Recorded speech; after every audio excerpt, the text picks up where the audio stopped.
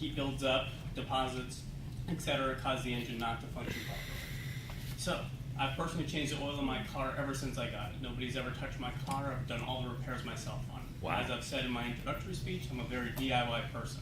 I trust myself with my things. So if I can do it, we'll do it myself. So the main points I'll go over today is when you need to do an oil change.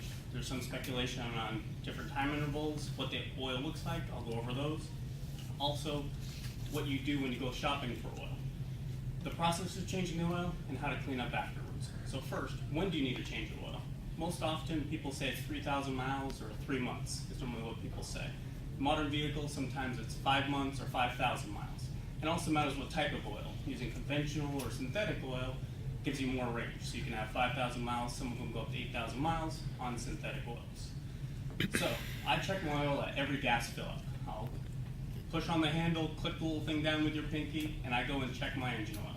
You check for brown color, check for bubbles, you check for like a white slime, could mean your head gasket blew, means water is getting to your oil. If you see that it's too black, if it's too low, there could be a leak. And at every engine fill up or every gas fill up, it's good to check those items. This will ensure you can catch leaks early, you can catch engine problems early on. So once you've determined that it is time to change your oil, you head into your local store, Advanced Auto, Napa, O'Reilly, and they normally have an oil change special. They normally come in synthetic or conventional. Synthetics are normally more expensive, but they offer better heat dissipation from the friction because it's a more synthetic item instead of conventional that breaks down a little bit quicker. So it's often better to go with a synthetic. If you've started with your car and it's always been conventional, you can switch to synthetic. It's often not advised to go the other way. You go from synthetic into a conventional. You also, when you're shopping, you also want to look at the weight. So many people see a 10W30 and they don't know what those numbers mean. Well, that actually is the viscosity or the resistance to flow that the oil has at different temperatures.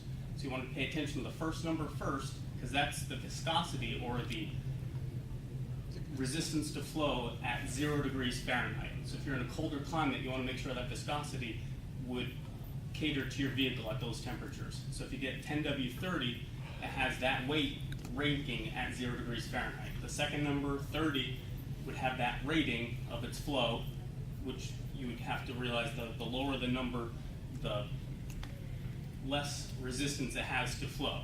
So that temperature is at 220 degrees Fahrenheit for the second number. So first number is 0 degrees Fahrenheit, second number is 212 degrees Fahrenheit.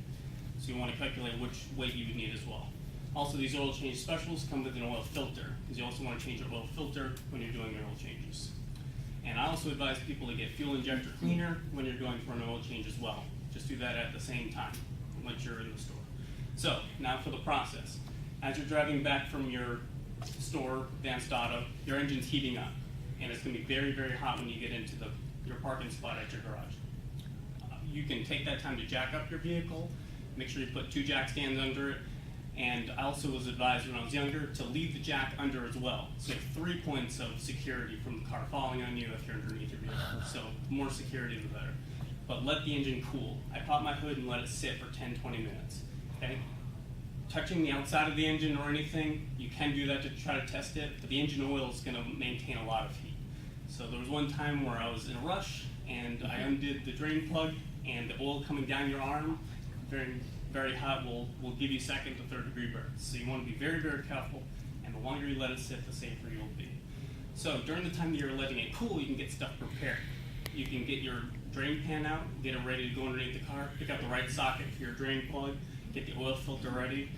So as soon as it is cool, you grab your socket wrench, and you go under and you release the drain plug, and you let it flow into the pan. Let it sit for 5 to 10 minutes until you see a slight trickle, and then you take out the oil filter as well. There's oil filter wrenches that you can use, and some stubborn ones I've had in the past, you stab it with a screwdriver, and you're able to rotate it out. I don't know how many of you guys have had to do that, but that helps a lot. So you let that also drain. During the time that you're letting everything drain out, I also read many times from people in my past that you fill up the oil filter full of new oil. Fill it up to make sure that it's not a void when the new oil gets pushed into it. So you actually fill up the oil filter with oil and you actually take a little bit, dab it on your finger, and rotate it around the gasket on the top of the oil filter. This will form a better seal when it comes up in the engine compartment. So, after everything's drained, you put in the new oil filter. When you see that the drip is coming down to a slow, I normally put a quarter of a quart into the engine, and that flows down through and pushes out any other debris. You want to read your owner's manual, because some vehicles only require 4.5 or even less than 5 quarts. When you go to the oil change place and you order your oil, it normally comes in 5-quart increments. You'll get 5 quarts for that deal. If you put too much oil into your engine, it could increase the pressure too much, and that's where you can have gasket problems. If you have too little, it could cause more friction, more harm to your engine. So you want to ensure that you have the correct length. So I know I have a quarter of a quart that I can use to push out some more debris. All right, once your screw is back in and you fill it up with the new oil, I advise people to always run the engine and check for leaks after. Any leaks, you want to catch them at that point. Check the fluid level and make sure that you're okay. As soon as it's ready, you can jack the car back up and drop the stands. Now you have all this old oil and you don't know what to do with it. So I take the old containers and take a funnel and I fill up the containers that I just dumped into the engine, and I use those to put in the old oil. Advanced Auto Parts, Napa, they do oil recycling. You can go in there and dump those bad oil, the old oil, into those recycling, refining bins, and they'll send it off and have it refined and put back into new oil. So always want to recycle and don't want to just dump it in your backyard. So hopefully you guys learned how to do a DIY oil change. This is how I do all of my oil changes. It is a little more expensive, but it has more ownership on yourself, and you take responsibility for your own vehicle, and it could make your car last longer. So thank you very much.